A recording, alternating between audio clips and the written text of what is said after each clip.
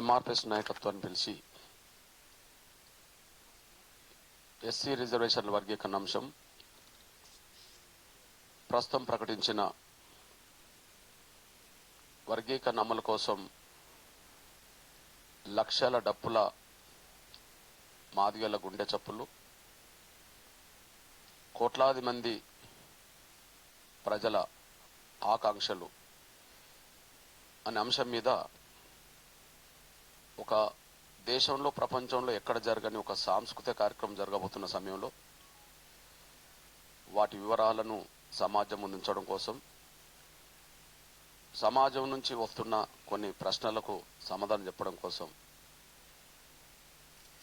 ఇక్కడ ఏర్పాటు చేసిన ఈ రౌండ్ టేబుల్, ఈ మీడియా ద ప్రెస్ సమావేశానికి నిర్వహణగా ఉండబడే తమ్ముడు రాష్ట్ర అధ్యక్షులు వీరహతాలి గారికి, నా సోదరులు రాష్ట్ర ప్రధాన కార్యదర్శి కె నారాయణ, సోదరులు ఐజేయు కార్యదర్శి Narender Reddy, TUWJ deputy general secretary తమ్ముడు రాములు, టీయూడబ్ల్యూజే కార్యదర్శి వి యాదగిరి, యూనియన్ కోశాధికారి ఎం వెంకటరెడ్డి, శివశంకర్ గౌడ్, హైదరాబాద్ యూనియన్ అధ్యక్షులు రాజేష్, రాష్ట్ర కార్యవర్గ సభ్యులు, ఇంకా ఈ మీడియా ప్రెస్లో పాల్గొన్న వివిధ ప్రింట్ మరియు ఎలక్ట్రానిక్ మీడియా నా సోదరులకు ప్రతి ఒక్కరికి ముందుగా ఉద్యమ నమస్సులు.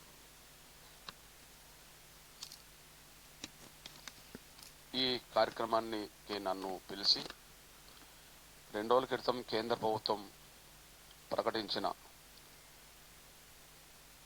ఏదైతే పద్మశ్రీ అవార్డుకు నియమించారో అది పురస్కరించుకొని మన యూనియన్ ఆధ్వర్యంలో మీ అభిమానాన్ని చాటడానికి ముందుకొచ్చి నాకు శాల్వ కప్పి ఒక బొకే ఇచ్చి మీ అభిమానాన్ని చాటుకున్న మీ అందరికీ ప్రత్యేకంగా మాదిగల పక్షాన, సామాజిక న్యాయం కోరే పక్షాన మీ అందరికీ నేను ధన్యవాదాలు తెలియజేస్తున్నాను. ఇకపోతే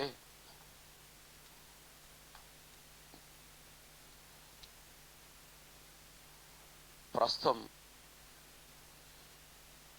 సుప్రీంకోర్టు తీర్పు ఆగస్టు 1న వచ్చిన తర్వాత ఇవాళ జనవరి 27లో ఉన్నాం. 4 నెలల 26 రోజుల తర్వాత ఇక్కడ మరో సమావేశం జరుగుతుంది.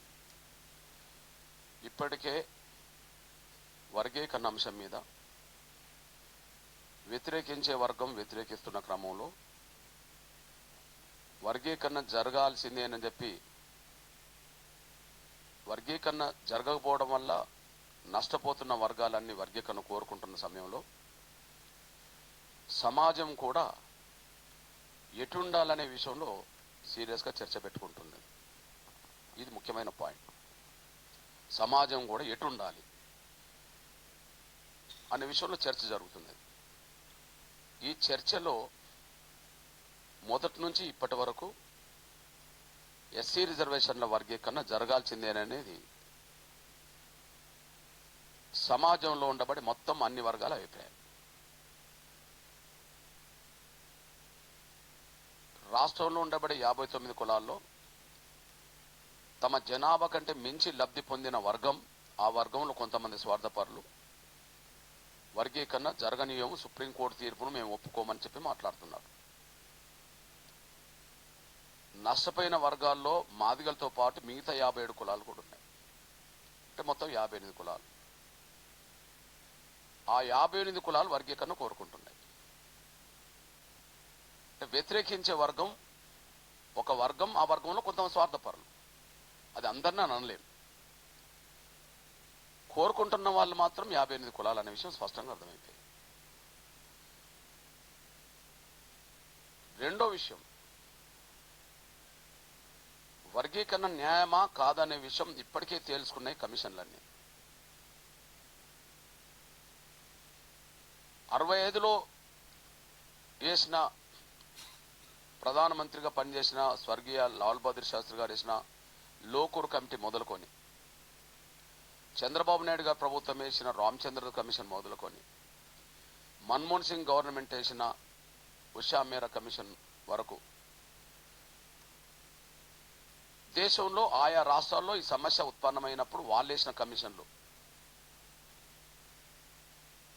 పంజాబ్లో గుర్నామ్ సింగ్ కమిషన్, ఉత్తరప్రదేశ్లో హుకుమ్ సింగ్ కమిషన్, కర్ణాటకలో జస్టిస్ సదాశివన్ కమిషన్, తమిళనాడులో జస్టిస్ జనార్దన్ కమిషన్, మహారాష్ట్రలో లహౌజీ సాల్వే కమిషన్. ఈ మధ్య కాలంలో సుప్రీంకోర్టు తీర్పు వచ్చిన తర్వాత హర్యానా ప్రభుత్వం వేసిన ఎస్సీ కమిషన్. ఏ రాష్ట్రంలో ఎస్సీల మీద వర్గీకరణ అవసరమా లేదా అనే విషయం వేసిన ప్రతి కమిషన్ వర్గీకరణకు అనుకూలంగానే సిఫార్సు చేసింది. అంటే టెక్నికల్ గా వర్గీకరణ అవసరం అనేది అన్యాయం జరిగిందనే వర్గాలు 58 కులాలు కోరుకుంటున్నాయి. కోరుకుంటున్న దాంట్లో అర్థం ఉన్నది, వాళ్ళకి అన్యాయం జరిగిన మాట వాస్తవమే అని చెప్పి కమిషన్ చెప్తున్నాయి. సింపుల్ విషయం. మూడోది, ఇప్పుడు అన్యాయం జరిగిన వర్గాలు రోడ్డు మీదకి వచ్చినప్పుడు, కమిషన్ల నివేదికలు స్పష్టంగా కనిపిస్తున్నప్పుడు మెజార్టీ రాజకీయ పార్టీలు వర్గీకరణకు సపోర్ట్ ఉన్నాయి. ఇక్కడనైతే ఏకగ్రీవమే. ఉమ్మడి ఆంధ్రప్రదేశ్లో ఎస్సీ వర్గీకరణ అంశం మీద 3 సార్లు అసెంబ్లీ తీర్మానం జరిగింది ఏకగ్రీవంగా. మెజార్టీ తీర్మానాలు కావు, ఏకగ్రీవ తీర్మానాలు.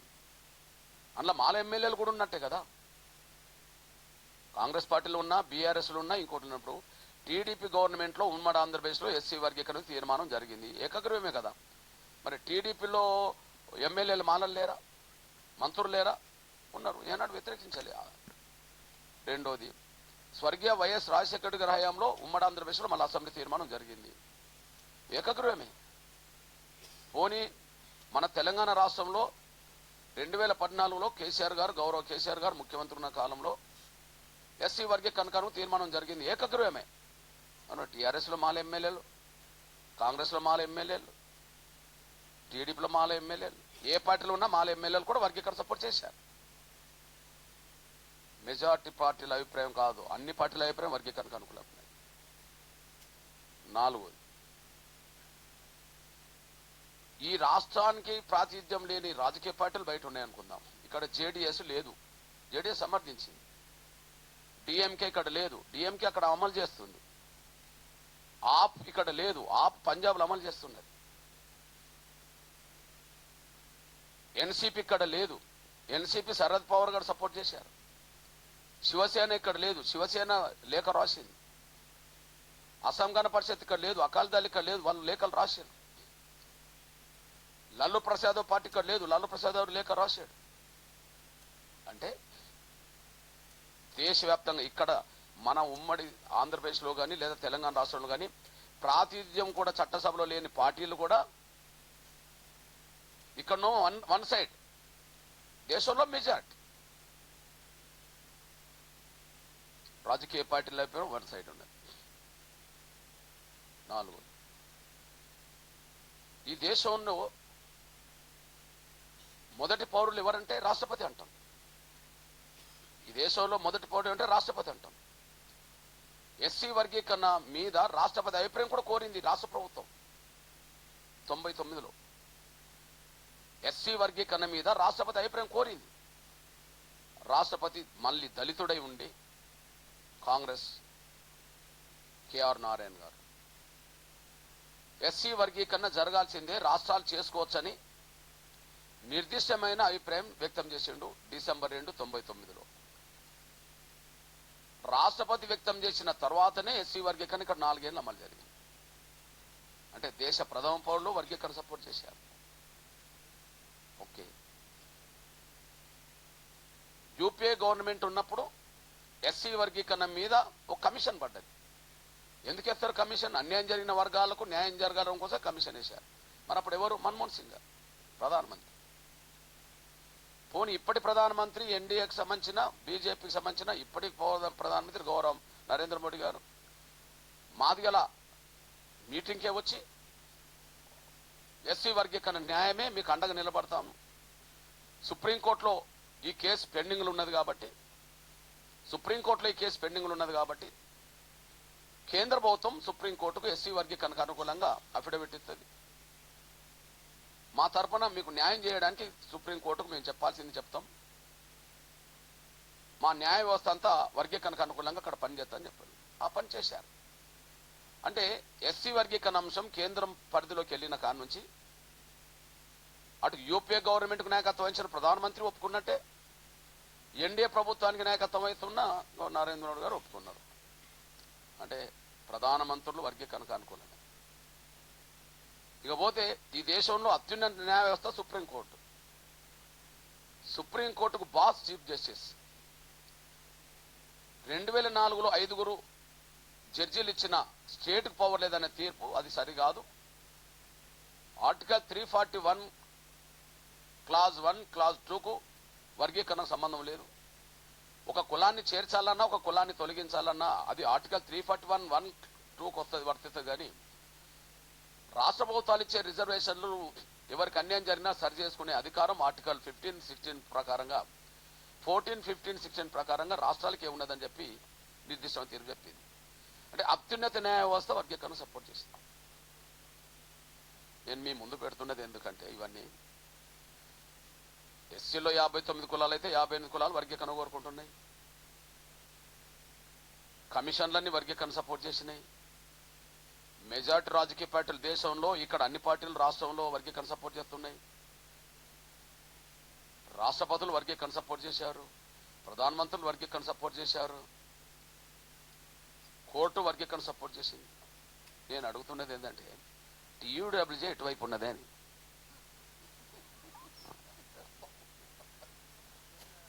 ప్లీజ్ ప్లీజ్ ప్లీజ్, అది కాదు, ఇది మీడియా ప్రెస్ మాత్రమే. మీరు నన్ను పిలిచారు, నన్నే కాదు ఎవరినైనా పిలుస్తారు, కానీ స్టాండ్ ఏంది అని.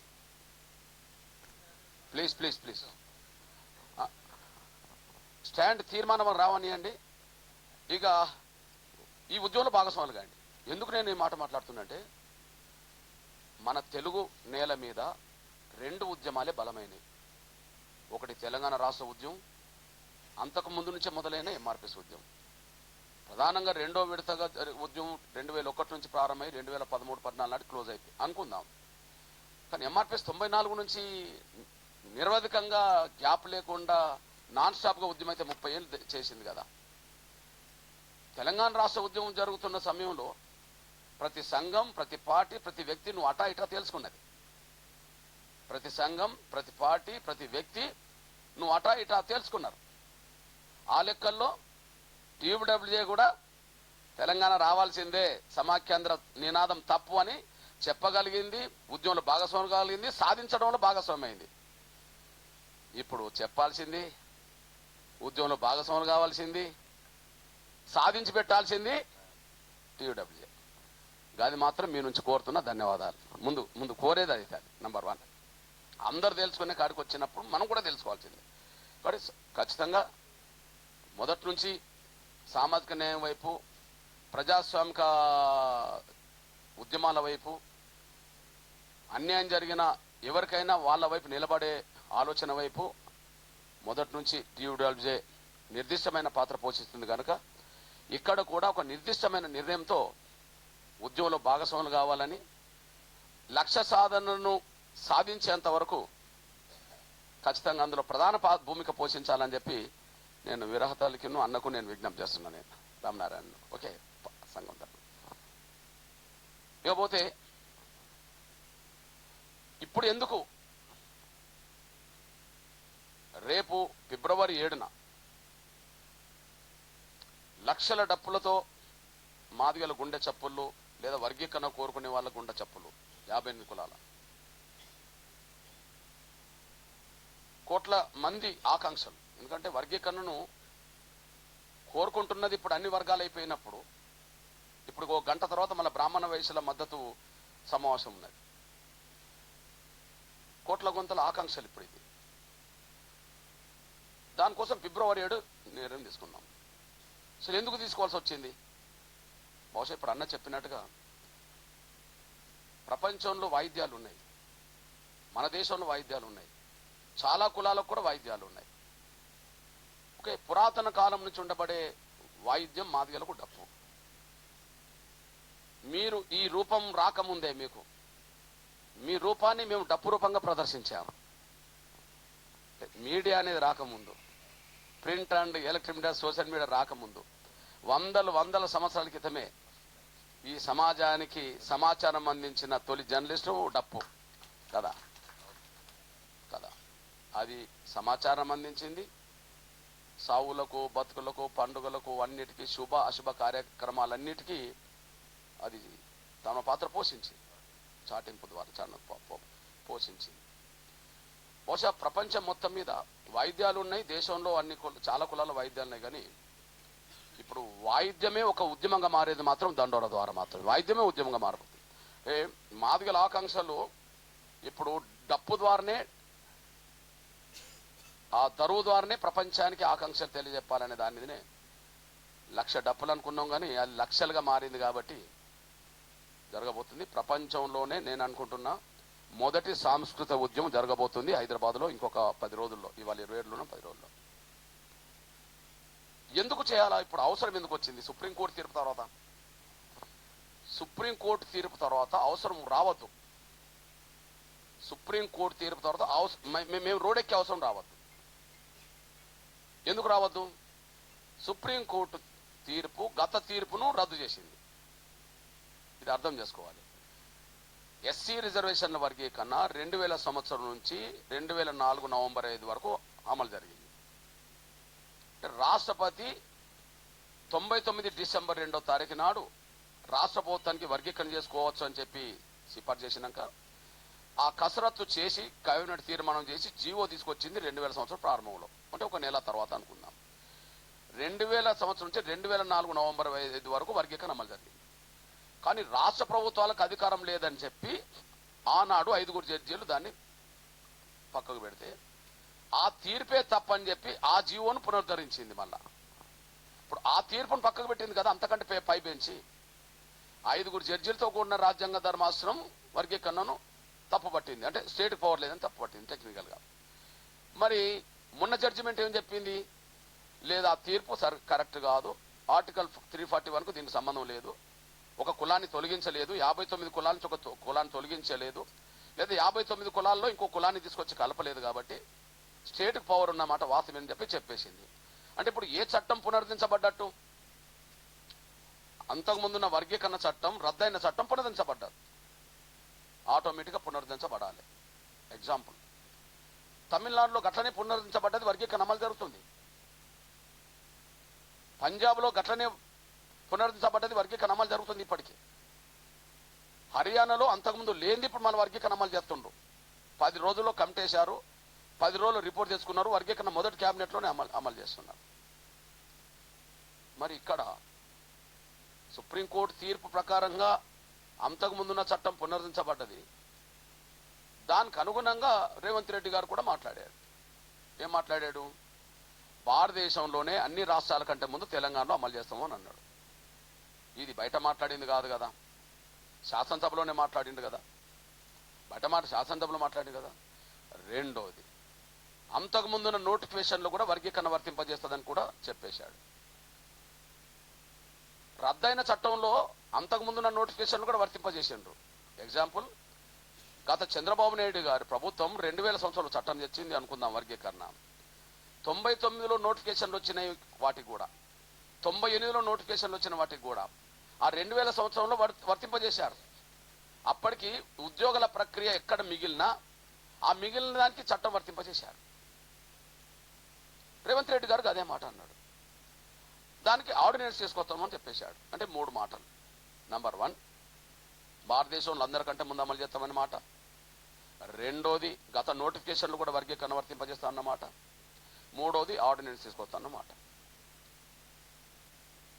ఈ 3 మాటలకు కట్టుబడి ఉంటే మళ్ళీ మేము రోడ్ ఎక్కాల్సిన అవసరం వచ్చేది కాదు. ఈ 3 మాటలకు కట్టుబడి ఉంటే మేము రోడ్ ఎక్కాల్సిన అవసరం లేదు. కానీ వ్యక్తిగతంగా రేవంత్ రెడ్డి గారు వర్గీకరణకు అనుకూలం. ఇది 100% సాక్ష్యం. మేము ఢిల్లీలో మీటింగ్ పెట్టినా వర్గీకరణ మీటింగ్లో పాల్గొన్నాడు. మేము ఢిల్లీలో జంతర్ మంతర్ వద్ద ధర్నా చేస్తే ధర్నాలో పాల్గొన్నాడు. మేము హైదరాబాద్లో ధర్మయుద్ధ సభ పెడితే హైదరాబాద్ ధర్మయుద్ధ సభలో కూడా పాల్గొన్నాడు. ఎక్కడికి వచ్చినా వర్గీకరణ జరగాల్సిందే అని చెప్పి మాట్లాడాడు. అట్లాంటి అట్లాంటి వ్యక్తే సీఎం అయిండు. సీఎం అయిన వెంటనే తను అసెంబ్లీలో మాట్లాడిండు. భారతదేశంలో సుప్రీంకోర్టు తీర్పు మీద శాసనసభలో మొట్టమొదలు స్పందించింది కూడా రేవంత్ రెడ్డి గారు. ఏ ముఖ్యమంత్రి స్పందించకముందు ముఖ్యంగా శాసనసభలో స్పందించాడు. మరి ఉద్యమ కాలంలో ఆయన ముఖ్యమంత్రి కాకముందు మాకు అండగా ఉన్న వ్యక్తి, ముఖ్యమంత్రి అయి అందరికంటే ముందు హామీ ఇచ్చిన వ్యక్తి అమలు చేస్తాడని ఎదురు చూస్తాం కదా, అట్లా మేము 2.5 నెలలు ఎదురు చూసాం. ఒక్క స్టేట్మెంట్ కూడా ఆయనకు వ్యతిరేకమే ఇవ్వలే. ఆశతో ఎదురు చూసాం. ఎందుకంటే గతంలో ఉద్యమంలో పాల్గొన్నాడు, అదే సమయంలో అందరికంటే ముందు చేస్తా అన్నాడు కాబట్టి ఆయనకు టైం ఇచ్చి తెచ్చుకుందాంలే అని చెప్పి అనుకున్నాం. కానీ అక్కడనే ఆయనను బ్రేక్లు వేశారు. రేవంత్ రెడ్డి గారు మరింత ముందుకెళ్లకుండా, స్పీడ్గా ముందుకెళ్లకుండా బ్రేక్లు వేశారు. ఆయన అన్న మాటకు విరుద్ధంగా కొంత మాలలు ఒత్తిడి తీసుకొచ్చేశారు. ఎగ్జాంపుల్, అందరికంటే ముందు అమలు చేస్తామన్న వెంటనే కాంగ్రెస్ పార్టీలో ఇప్పుడు 2 కుటుంబాలు బలంగా ఉన్నాయి. ఒకటి మల్లు కుటుంబం, 2 వెంకటస్వామి కుటుంబం. ఒకరు డిప్యూటీ సీఎం హోదాలో ఉన్నారు, ఒకరేమో వాళ్ళ అన్న ఎంపీ హోదా ఉన్నారు. ఇక్కడ వెంకటస్వామి కుటుంబంలో 3 ఉన్నారు. 2 ఎమ్మెల్యేలు ఉన్నారు, అన్నదమ్ములు, వాళ్ళ కొడుకు ఎంపీ ఉన్నారు. వీళ్లకు జాతీయ స్థాయి కాంగ్రెస్ పార్టీలో పలుకుబడి ఉన్నాయి. వీళ్ళు వెంటనే అక్కడికి వెళ్ళారు. రేవంత్ రెడ్డి గారు అసెంబ్లీలో ఇట్లా మాట్లాడిండు, మీరు దాన్ని ఆపకుంటే మేము ఇబ్బంది పడతామని చెప్పి ఏదో రకంగా వాళ్ళకు ఉండబడే రాజకీయ పలుకుబడి ఏదైతే ఉన్నదో, ముఖ్యంగా మల్లికార్జున ఖర్గే దగ్గరికి వెళ్ళి ఆయన మాల కాబట్టి ఒత్తిడి తీసుకొచ్చారు. ఆ ఒత్తిడికి తనేం చేసిండు, తను బయటపడకుండా, తను బయటపడలేడు. ఎందుకు పడలేదంటే ఎస్సీ వర్గీకరణకు అనుకూలంగా ఎస్సీ ఎస్టీ డిక్లరేషన్ చేసింది చేవెళ్లలో మల్లికార్జున ఖర్గే అధ్యక్షుని హోదాలోనే. కాబట్టి వర్గీకరణకు అనుకూలంగా తీర్పు వచ్చినాక దాన్ని అమలు చేయొద్దని చెప్పి ఆయన నోటు నుంచి అనకుండా వెంటనే రంగం మీకు తీసుకొచ్చింది ఎవరిని? కేసీ వేణుగోపాల్ రంగం తీసుకొచ్చారు. కేసీ వేణుగోపాల్ గారు ఏం ప్రకటన చేశారు ఢిల్లీ నుంచి? ఎస్సీ వర్గీకరణ విషయంలో కాంగ్రెస్ ప్రభుత్వాలు ఎవరు ముందుకు సాగద్దు, జాతీయ కమిటీ నిర్ణయం తీసుకునేంత వరకు ఎస్సీ వర్గీకరణ విషయంలో ఎవరు ముందు అడిగేయద్దు, ఇది రేవంత్ రెడ్డి గారు కూడా ఇది వర్తిస్తుంది అన్నాడు. దేశంలో వాళ్ళకు ఉన్న ప్రభుత్వాలే 3, ఇది రేవంత్ రెడ్డి గారికి వర్తిస్తాము అన్నాడు. రేవంత్ రెడ్డి గారికి ఎందుకు వర్తిస్తా అన్నాడు? అందరికంటే ముందు ఈయన చేస్తా అన్నాడు కాబట్టి. ఓకే, నేను కేసీ వేణుగోపాల్ గారిని అడుగుతున్నా ఈ దీని ద్వారా, అది మీ వ్యక్తిగత అభిప్రాయమా, అధిష్టానం నిర్ణయమా, మీ మాట? కానీ మీ ప్రభావం అయితే కనిపించింది ఇక్కడ. ఎందుకంటే కాంగ్రెస్ అధిష్టాన నిర్ణయమే కాకపోతే సూత్రరీత్యా కాంగ్రెస్ పార్టీ వర్గీకరణకు అనుకూలమని మేము విశ్వసిస్తున్నాం. పంజాబ్లో ఎస్సీ వర్గీకరణ 75లో చేసింది కాంగ్రెస్, జైల్ సింగ్ ముఖ్యమంత్రిగా. పంజాబ్లో ఎస్సీ వర్గీకరణ చేసింది 75లో జైల్ సింగ్ ముఖ్యమంత్రి ఉన్నప్పుడు వర్గీకరణ చేశారు, ఎస్సీ వర్గీకరణ చేశారు. సూత్రరీత్యా వర్గీకరణకు అనుకూలమే కదా. ఉషా మేరా కమిషన్ వేసింది యూపీఏ గవర్నమెంటే కదా. రాహుల్ గాంధీ గారు మన హైదరాబాద్లో ఒక హోటల్లో ఎడిటర్స్ మీట్లో ఎస్సీ వర్గీకరణకు కాంగ్రెస్ కట్టుబడి ఉన్నది, యూపీఏ పార్టీలన్నిటితో ఒప్పించి వర్గీకరణకు అనుకూలంగా నిర్ణయం తీసుకుంటామని చెప్పిండు కదా. గద్వాల సభలో ఎస్సీ వర్గీకరణకు అనుకూలంగా ఆయన ఓపెన్ స్పీచ్ ఇచ్చిండు కదా. రాజశేఖర్ గారి కాలం నుంచి రేవంత్ రెడ్డి కాలం వరకు ఎస్సీ వర్గీకరణకు అనుకూలంగా కాంగ్రెస్ పార్టీ మేనిఫెస్టో పెట్టింది కదా, డిక్లరేషన్ చేసింది కదా. రాహుల్ గాంధీ గారు ప్రాతినిధ్యం వహిస్తున్న, నిన్నటి వరకు సోనియా గాంధీ గారు ప్రాతినిధ్యం వహించిన సొంత రాష్ట్రం అని చెప్పబడుతున్న చట్టసభలకు వెళ్ళడానికి యూపీలో 2012లో ఎస్సీ వర్గీకరణ చేస్తామని చెప్పి డిక్లరేషన్లో మొదటి పాయింట్లో పెట్టారు కదా. మరి తెలంగాణలోనే వర్గీకరణ విషయంలో ముందు అడిగేస్తుంటే జాతీయ కమిటీ ఆమోదం లేకుండా ప్రభుత్వాలు ముందు అడిగేయద్దనే మాట ఎందుకన్నారు? ఇవన్నీ జాతీయ కమిటీ ఆమోదం లేకుండానే జాతీయ అధ్యక్షుడు చేవెళ్ల డిక్లరేషన్ చేసిపోయాడా? జాతీయ కమిటీ ఆమోదం లేకుండానే కాంగ్రెస్ పార్టీ అధ్యక్షురాలు హోదాలో ఉన్నప్పుడు సోనియా గాంధీ గారు యూపీలో మేనిఫెస్టో పెట్టిందా? జాతీయ కమిటీ అధ్యక్షుడు హోదాలోనే మరి రాహుల్ గాంధీ గారు గద్వాల సభలో మాట్లాడిండా? ఆమోదం లేకుండానే మాట్లాడిండా? అంటే ఏదో రకంగా ఎస్సీ వర్గీకరణ అంశాన్ని జాప్యం చేసి, ఆ జాప్యం జరిగినంత కాలం అందరికి దక్కాల్సిన అవకాశాలు వాళ్ళు కొల్లగొట్టాలని ఒక కుట్ర చేస్తే, ఆ కుట్రలో ఈయన తలొగ్గి అసెంబ్లీలో వచ్చిన మాటకు విరుద్ధంగా ఆయన రేవంత్ రెడ్డి గారు పాలన కొనసాగిస్తున్నారు. దానికి సాక్ష్యం ఏంటిది? మీ అందరూ తెలుసు. ముందు ఒక కమిటీ అన్నాడు, మేము కమిటీని స్వాగతించాంగా. ఏది ఉత్తమ్ కుమార్ రెడ్డి గారి నాయకత్వంలో కమిటీ అన్నాడు, మేము కమిటీని స్వాగతించాం కదా. కమిటీ ఉండంగా మళ్ళీ కమిషన్ వేశారు కదా. పోనీ కమిషన్ కూడా మేము వ్యతిరేకించలేదు కదా. టెక్నికల్ ఏ ఇబ్బందులు రాకుండా అనే పేరుతో, టెక్నికల్గా భవిష్యత్తులో ఎలాంటి న్యాయపరమైన చిక్కులు రాకుండా అనే పేరుతో మీరు మళ్ళీ కమిషన్ వేశారు కదా రిటైర్డ్ జడ్జితో. మేము స్వాగతించాం కదా. మరి కమిటీ వేసి కమిషన్ వేసి ఆ రిపోర్ట్ రాకముందే మీరు ఇచ్చిన మాటకు విరుద్ధంగా ఎట్లా ఉద్యోగాలు భర్తీ చేస్తుండ్రు? మీరు ఏ మాట ఇచ్చారు? గత నోటిఫికేషన్లకు కూడా వర్గీకరణ వర్తింపజేసే ఉద్యోగాలు భర్తీ చేస్తా అన్నారు. మరి మీరు ఏం చేశారు? కమిటీ వేసింది మీరే, కమిషన్ వేసింది మీరే. గత నోటిఫికేషన్లకు వర్గీకరణ వర్తింపజేస్తా అనే మాట కట్టుబడి లేకుండా, కమిటీ కమిషన్ రిపోర్ట్ రాకుండానే, వర్గీకరణ లేకుండానే 11,000 టీచర్ పోస్టులు భర్తీ చేశారు కదా. గ్రూప్ 1, గ్రూప్ 2, గ్రూప్ 3 భర్తీ చేయడానికి రంగం సిద్ధం చేసుకుంటున్నారు కదా. ఇది మాటకు విరుద్ధమే కదా. నష్టపోయేది ఎవరు? మాలలు లబ్ధి పొందుతారు. మాదిగలతో పాటు మిగతా 57 కులాలు, మొత్తం 50 కులాలు నష్టపోతున్నాయి. అంటే తన మాట నిలబెట్టుకోలేని పరిస్థితిలో ఎందుకు పడ్డారు? అంటే వాళ్ళ ఒత్తిడి తొలగినట్టే కదా. వాళ్ళ ఒత్తిడి తొలగినట్టు కదా. మేము సూత్రరీత్యా కాంగ్రెస్ వ్యతిరేకమని చెప్పలేం. సూత్రరీత్యా కాంగ్రెస్ అనుకూలమని చెప్పడానికి 10 ఆధారాలు ఉన్నాయి. కాంగ్రెస్ వ్యతిరేకం అని చెప్పడానికి వీలు లేదు. కానీ అదే కాంగ్రెస్లోనే పలుకుబడి గల వర్గం మాల వర్గందే. మాదిగలకే దిక్కు లేదు కాంగ్రెస్ పార్టీలో ఆ స్థాయి పలుకుబడి. ఇంకా మిగతా మా 57 కులాలకి ఎక్కడుంటాయి? మాదిగలకు తెలంగాణలోను ఉమ్మడి ఆంధ్రప్రదేశ్లోను అతిపెద్ద జనాభా గల మాదిగలకే కాంగ్రెస్ పార్టీలో ఆ స్థాయిలో ప్రాతినిధ్యం ఉండదు. సాక్ష్యం ఏంటిది? మొన్నటి జరిగిన పార్లమెంట్ ఎన్నికల్లో తెలంగాణలో అతిపెద్ద జనాభా గల మాదిగలకు కనీసం 3 స్థానాలు ఒకటి కూడా ఇవ్వలేదు కదా. ఆంధ్రప్రదేశ్లో 4 ఎస్సీ రిజర్వేషన్ ఉంటే ఓడిపోయే కాడ కూడా 4లో మాదిగలకు ఒకటి ఇవ్వలేదు కదా. ఆడ జనరల్ సీట్ కూడా మళ్ళీ కొప్పులు రాదంటే నెల్లూరులో తెచ్చుకున్నాడు కదా. అక్కడ 5, ఇక్కడ 3, 8లో ఒకటి మాదిగలకు లేదు. దీన్ని బట్టి అర్థం చేసుకుంటే వాళ్ళ పలుకుబడి ఎక్కడ ఉన్నదో మనం చెప్పుకోవచ్చు. మీ సోదరుడిగా నేను చెప్తున్నా. నేను కాంగ్రెస్లో వాళ్ళ అవుతుంది. 3 ఆధారాలు చెప్తాను నేను. 3 ఆధారాలు చెప్తా. ఈ దేశంలో దళిత వర్గాల నుంచి కాంగ్రెస్ పార్టీ ఒక ముఖ్యమంత్రి చేయాలనుకున్నది. మొదటి ముఖ్యమంత్రిని మాలని చేసింది కదా దామోదర్ సంజయ్. అప్పటి నేను పుట్టలేదు. కాంగ్రెస్ పార్టీ కూడా జాతీయ అధ్యక్షుని ఒక దళితుని చేయాలనుకున్నది. అది కూడా దామోదర్ సంజయ్నే చేసింది కదా. ఇప్పుడు మల్లికార్జున ఖర్గే కూడా కర్ణాటకలో మాలని చెప్పబడుతున్నది కదా. అంటే వాళ్ళ పలుకుబడి అక్కడి నుంచి ఉన్నది కదా. యూపీఏ గవర్నమెంట్ నడిచినప్పుడు వర్గీకరణ మీద ఒక అడుగు కూడా ముందుకు వెళ్లకుండా వీళ్ళు ఆపగలిగిండ్రు. కమిషన్ వేసింది వాళ్ళే. కమిషన్ రిపోర్ట్ మాకు అనుకూలంగా వచ్చినాక దాన్ని ముందుకు తీసుకెళ్లకుండా ఆపగలిగిండ్రు. ఎగ్జాంపుల్, కనీసం సుప్రీంకోర్టులో విచారణ జరిగే సమయానికి ఒక అఫిడవిట్ ఇవ్వమన్నాం. అఫిడవిట్ ఇవ్వకుండా ఆపిండ్రు. ఎవరు ఆపిండ్రు? యూపీఏ గవర్నమెంట్లో 3 నడిపిండ్రు. సోనియా గాంధీ గారు యూపీఏ చైర్పర్సన్, ఆడ సలహాదారుడు కొప్పుల రాజు మాలైపోయిండు. రాహుల్ గాంధీ యువనేతగా ఆయనకు సలహాదారుడు రాజశేఖర్ ఐఏఎస్ మాలైపోయిండు. ప్రధానమంత్రి కార్యాలయంలో కాంతారావు అనే మాలైన ఐఏఎస్ అధికారి సెక్రటరీ అయిపోయిండు. ఈ దేశాన్ని 3 నడిపితే 3 దగ్గర సలహాదారులు వీళ్ళు అయిపోయిండ్రు. కేబినెట్ మంత్రులు వాళ్ళు అయిపోయిండ్రు. దేశంలో చక్రం తిప్పే కాడ వెంకటస్వామి గారు ఉన్నారు. నిన్న ఒక చింతమోహన్ అనేటైనా సీనియర్ కాంగ్రెస్ నాయకుడు ఒక ప్రకటన చేశాడు. వర్గీకరణ చేస్తానట దేశం 2గా విడిపోతుందట. వాళ్ళు ఏ స్థాయి వెళ్ళిపోయి మాట్లాడుతున్నారో అర్థం చేసుకుంటే, వర్గీకరణ చేస్తే దేశమే 2గా విడిపోతుందనే స్థాయికి వచ్చిన వాళ్ళు వాళ్ళ పలుకుబడి కాంగ్రెస్లో ఉన్నది కదా. మీ అన్నగా మీ సోదరుడు చెప్తున్నా, టీడీపీలో మాలలు లేరా? చంద్రబాబు నాయుడు వర్గీకరణ చేయలేదా? బీజేపీలో మాలలు లేరా? గౌరవ నరేంద్ర మోడీ గారు అఫిడవిట్ ఇచ్చే కాడ మాలలకు తలొగ్గాను ఆపగలిగిండా? ఆపిండా? మరి కాంగ్రెస్లో మాలలు శాసిస్తే వీళ్ళు పడి ఉంటారు కదా.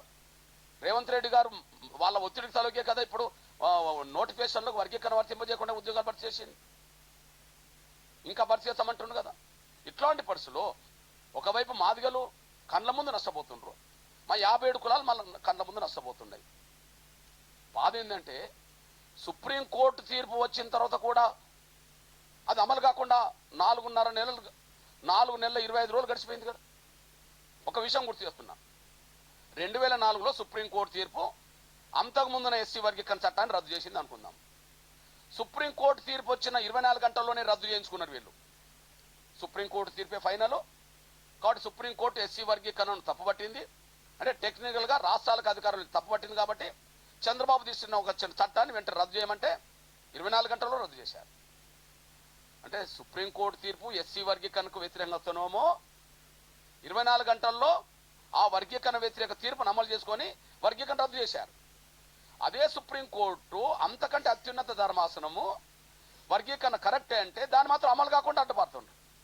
వాళ్ళు ఎంత పలుకుబడి. 2004లో కాంగ్రెసే ఎస్సీ వర్గీకరణ సుప్రీంకోర్టు రాష్ట్రాలకు అధికారం లేదని జడ్జిమెంట్ ఇచ్చినప్పుడు కాంగ్రెస్ అధికారం లేదు రాజశేఖర్ గారు. అంటే రాజశేఖర్ గారి కాలంలో వర్గీకరణ వ్యతిరేక తీర్పును వర్గీకరణ వ్యతిరేకతను వెంటనే అమలు చేశారు. ఇప్పుడు రేవంత్ రెడ్డి గారు కాంగ్రెసే. మరి ఇక్కడ మాత్రం 4 నెలల 25 రోజులు గడిచిపోతున్నది, అనుకూలమైన తీర్పును అమలు చేస్తలేరు. మరి అప్పుడు రద్దు చేయించింది ఎవరు? కాంగ్రెస్లో మాలలే. తీర్పు మాకు అనుకూలంగా వచ్చింది, దాన్ని రద్దు చేయండి, వర్గీకరణ రద్దు చేయండి, రద్దు చేయించుకున్నారు. ఇప్పుడు తీర్పు మాదిగలకు అనుకూలంగా వస్తే ఖచ్చితంగా మేము దాన్ని ఆమోదించము, దాన్ని అమలు చేయొద్దని చెప్తున్నారు. ఇప్పుడు ఇది వాళ్ళు శాసించకాడున్నట్టే కదా. కాబట్టి అత్యంత శక్తివంతమైన వర్గం వాళ్ళు. మాదిగలు కానీ మా 57 కులాలకు సంబంధించిన వాళ్ళు కానీ, మాదిగల్లో కొంత గొంతు ఉండవచ్చు, మాదిగల్లో కొంత శక్తి ఉండవచ్చు, మాట్లాడడానికి కొంత జనం ఉండవచ్చు. మిగతా 57 కులాల పరిస్థితి అది కూడా లేదు కదా. ఇది వాస్తవమే కదా. అందరికైతే న్యాయం జరగాలి కదా. మా జనాభా కంటే మేము మించి కోరుతున్నామా? ఇన్నాళ్ళు మీరు మీ అందరి జనాభా కంటే మించి మీరు తీసుకున్నారు. అందరి జనాభాకు తగ్గాల్సిన అవకాశాలు మీరే తీసుకుంటారని రుజువు అవుతున్నది. ఇట్లాంటి పరిస్థితుల్లో వాళ్ళ పలుకుబడిని మేము ఎదుర్కోవాల్సి వస్తుంది. ఎగ్జాంపుల్, ఇప్పుడు వర్గీకరణ వ్యతిరేకించే రోడ్డు మీదకి వచ్చే కుటుంబం పరిస్థితి ఎట్లున్నదంటే, తెలంగాణను అడ్డుకోవడానికి లాస్ట్ పాత్ర ఎట్లయితే లగడపాటిచ్చి అడ్డుపడ్డాడో ఇప్పుడు వెంకటస్వామి కొడుకు అడ్డం పడతాను. తెలంగాణను అడ్డుకోవడానికి లగడపాటి పాత్ర మన అందరికీ మనసులో ఉన్నదా లేదా? మనందరికీ తెలుసు. డిసెంబర్ 9, 2009 తెలంగాణకు అనుకూలంగా పార్లమెంట్లో ప్రకటన వచ్చింది. అప్పుడు మనం నేను జయశంకర్ గారు నిమ్మరసం ఇచ్చా కేసీఆర్ గారికి వదిలిపెడదాం. ఆ ప్రకటనను మళ్ళీ వెనుకకు నెట్టేసింది డిసెంబర్ 23. అంటే మనకు అనుకూలంగా ప్రకటన వచ్చిన వెంటనే దాన్ని మళ్ళీ వెనుకకు నెట్టేసే పాత్ర పోషించింది సీమాంధ్రలో ఒక కృత్రిమ ఉద్యమం వచ్చి లేచాడు. డిసెంబర్ 23 మళ్ళీ తెలంగాణ ప్రకటన వెనుకకు పోయిన కానుంచి మళ్ళీ పార్లమెంట్లో మళ్ళీ తెలంగాణ వచ్చేంత వరకు మళ్ళీ 4 ఏళ్ళు గడిచిపోయింది. అప్పుడే 1000 మంది పైగా చనిపోయింది పిల్లలు. అంటే తెలంగాణకు అనుకూలంగా ప్రకటనను కూడా వెనుకకు నెట్టేసిన శక్తి వాళ్ళకు ఉన్నది కదా. అప్పుడు అంటే రాజకీయ శక్తి, ఆర్థిక శక్తి వాళ్ళకు ఉన్నదా లేదా? మనకు అనుకూలంగా పార్లమెంట్లో ప్రకటన వచ్చిన తర్వాత మళ్ళీ దాన్ని వెనుకకు నెట్టేశారు లేదా? 15 రోజులు తిరగకముందే డిసెంబర్ 9, డిసెంబర్ 23 అంటే 2 వారాల్లోనే మొదటి ప్రకటనను అదే పార్లమెంట్లో వెనుకకు నెట్టేశారు. ఆ శక్తి వాళ్ళకు ఉన్నది కదా, ఆర్థిక రాజకీయ శక్తి. దానివల్ల 4 ఏళ్ళు జాప్యం జరిగింది కదా. ఆ జాప్యం వల్ల పిల్లలు 1000 మంది ప్రాణాలు కోల్పోయింది కదా. సేమ్ ఇప్పుడు సుప్రీంకోర్టు తీర్పు వచ్చిన తర్వాత, అనుకూలంగా వచ్చిన తర్వాత దీన్ని అమలు కాకుండా అడ్డుకోవడానికి అదే రాజకీయ ఆర్థిక శక్తి అడ్డం పడుతుంది. మాకు తెలంగాణ రాష్ట్ర ఏర్పాటుకు సీమాంధ్ర రాజకీయ పెట్టుబడిదారు వర్గం ఎట్లయితే అడ్డం పడ్డదో, దానివల్ల 4 ఏళ్ళు గ్యాప్ వస్తే ఎంతైతే త్యాగాలు జరిగినాయో ఇక్కడ వర్గీకరణ అడ్డుకోవడానికి అదే కుటుంబం అడ్డం పడుతుంది. అట్లాంటి పరిస్థితి. లగడబాటి పారిశ్రామికవేత్తే, వివేక్ కుటుంబం పారిశ్రామికవేత్త కుటుంబమే. లగడబాటి రాజకీయ నాయకుడు చట్టసభలు ఉన్నోడే, ఇప్పుడు వివేక్ కూడా చట్టసభలు ఉన్నది. ఓకే, వాళ్లకు మాకు తేడేంటిది?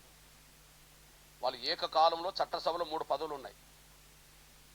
వాళ్లకు ఏకకాలంలో 3 చట్టసభలో పదవులు ఉన్నాయి. భారతదేశంలో ఏకకాలంలో చట్టసభలో 3 పదవులు ఏకకాలంలో పొందేంత శక్తి కాంగ్రెస్లో 3కే ఉన్నది.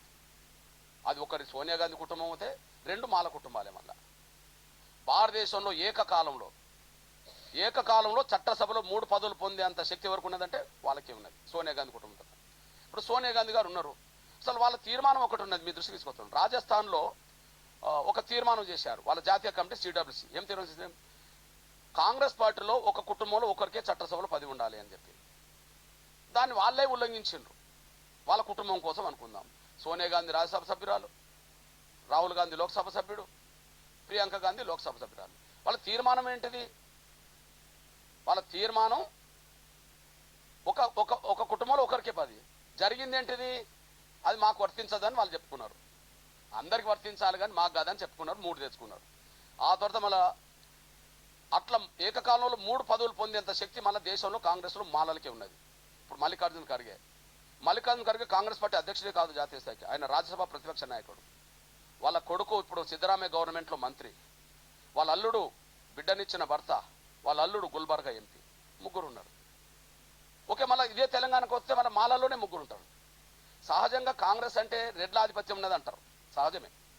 మొదటి నుంచి కాంగ్రెస్లో ముఖ్యమంత్రులు అంటే ఎవరు ఉంటారంటే ఎక్కువ మంది లెక్క అంతా పెట్టుకుంటే ఓ పివి నరసరావు, జలగరంగరావు తప్పితే మిగతా అంతా మా నరసన్నోళ్ళది వస్తుంది కథ. ఓకే, నేనంటే కాంగ్రెస్ పార్టీ అంటే అగ్రకులాల్లో రెడ్లాధిపత్యం అనే మాట అందరం ఒప్పుకుంటాం. కానీ ఆ రెడ్లు కూడా ఏకకాలంలో 2 పదవుల కంటే దాటలే, 3 రాలే. ఎగ్జాంపుల్ ఇప్పుడు చూడండి, ఉత్తమ్ కుమార్ రెడ్డి గారి భార్య ఇద్దరు, జానారెడ్డి ఇద్దరు కొడుకులు, ఒకరు ఎమ్మెల్యే ఒక ఎంపీ, లేదా కోమటిరెడ్డి రాజగోపాల్ రెడ్డి ఇద్దరు. ఏకకాలంలో ఇద్దరు పొందే కాడికి వచ్చిన కుటుంబాలు, కానీ మూడోది వచ్చిందా ఇప్పుడు రాలే. ఆ 2 మాలలు కూడా పొందగలుగుతారు, కానీ రెడ్లు పొందింది కూడా మాలలు పొందగలుగుతారు. మల్లు బట్టి విక్రమార్క, మల్లు రవి ఇద్దరు పొందినరా లేదా? కానీ 3 పదవులు ఏకకాలంలో రెడ్లకు ఉన్నాయి, ఇప్పుడేమన్నా లేవు, కానీ మాలలకు ఉన్నాయి. ఓకే, బెల్లంపల్లి ఎమ్మెల్యే ఎవరు? వెంకటస్వామి కొడుకే. చెన్నూరు ఎమ్మెల్యే ఎవరు? వెంకటస్వామి కొడుకే కాదు. పెద్దపల్లి ఎంపీ ఎవరు? ఈయన కొడుకేగా. ఏకకాలంలో కాంగ్రెస్ పార్టీలో 3 పదవులు పొందేంత శక్తి వాళ్ళకు ఉన్నది. నేను భారతదేశంలో 20 రాష్ట్రాలకు పైగా తిరిగి వస్తున్న వర్గీకరణ అంశం మీద. దళిత వర్గాల నుంచి వేల కోట్లు, లక్షల కోట్ల రూపాయల పారిశ్రామికవేత్త కుటుంబం స్థాయికి ఎదిగింది ఆ కుటుంబమే. వాళ్ళకు తెలంగాణలో వ్యాపారాలనే భూములు ఉన్నాయి, ఆంధ్రప్రదేశ్లో వ్యాపారాలనే భూములు ఉన్నాయి, దక్షిణాదిలో ఉన్నాయి, దేశంలో ఉన్నాయి, ప్రపంచ దేశాల్లో చాలా దేశాల్లో వాళ్ళకు వ్యాపార సంస్థలు ఉన్నాయి. అంటే ఒక దళిత కుటుంబం 1,00,000 కోట్లకు పైగా ఎదిగిన కుటుంబం ఏదైనా ఉంటే వ్యాపార సంస్థలు ఉన్న కుటుంబం ఆ కుటుంబమే. మూడోది, ప్రధాన మీడియా దేశంలో దళితుల చేతులు ఎక్కడ లేదు. ఎలక్ట్రాన్ మీడియా, ప్రింట్ మీడియా, ప్రధాన మీడియా దేశంలో దళిత వర్గాల నుంచి ఎవరికి లేదు. కానీ V6 వెలుగు ప్రధాన మీడియా కదా, మరి V6 వెలుగు ప్రధాన ఎలక్ట్రాన్ మీడియా, ప్రింట్ మీడియా మరి వాళ్ళ చేతులు ఉన్నది. అంటే భారతదేశంలోనే అత్యంత శక్తివంతమైన రాజకీయ కుటుంబం అది. భారతదేశంలోనే దళిత వర్గాల నుంచి ఎదిగిన 1,00,000 కోట్ల రూపాయల సంపాదన గల కుటుంబం అది. భారతదేశంలోనే సొంత మీడియాను శక్తివంతంగా నడుపుకునేంత కుటుంబం అది. మాకు అందులో ఏమన్నా ఉన్నాయా? ఉంటే మేము ఉద్యమం వచ్చేదా? ఉద్యమం నిలబడేదా? లేదు.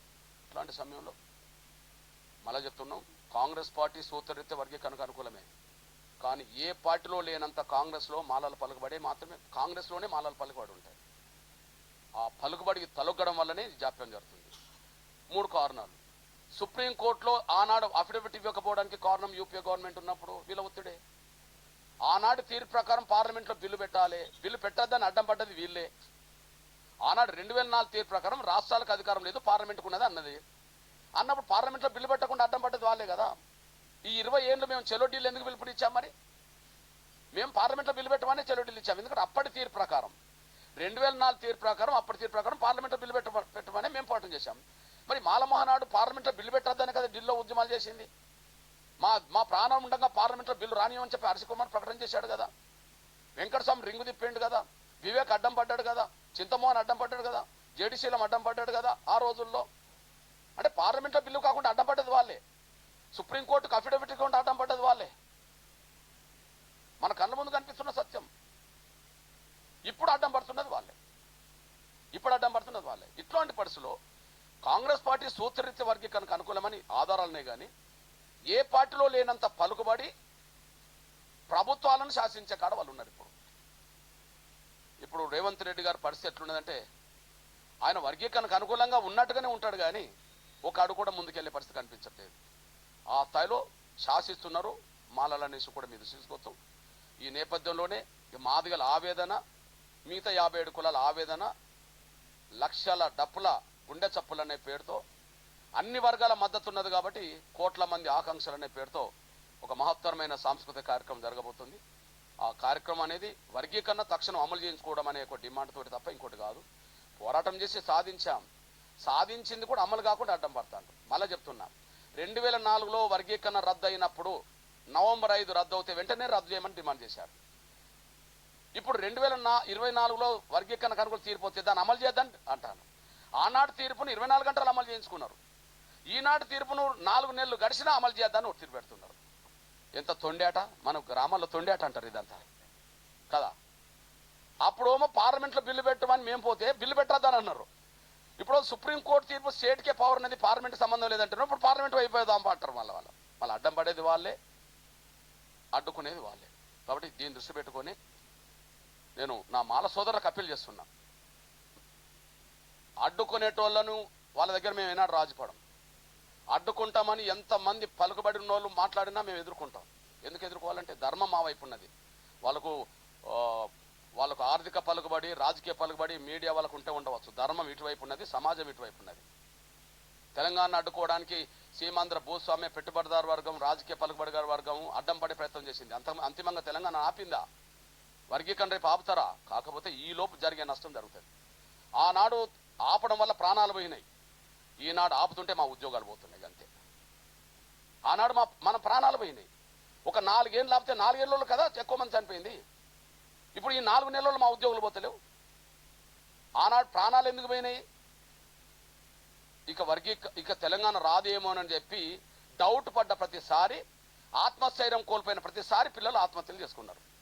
కానీ ఇక్కడ ఎంఆర్పిఎస్ ఉద్యమంలో ఒక జరిగింది ఏంటంటే, ఎన్ని అడ్డంకులు వచ్చినా మేము ఇప్పుడు ఆత్మస్థైర్యం కోల్పోలేదు కాబట్టి ఆత్మహత్యలోకి వెళ్ళలే. మేము ఆనాడు అడ్డం పడ్డ ప్రతిసారి ఆవేదన పెరిగిన యువతలో నిరాశ నిస్పృహ వచ్చిన సందర్భంలో ఇక రాదేమోనని చెప్పి ఆవేదన పెరిగి ఆత్మహత్యలు చేసుకున్నారు.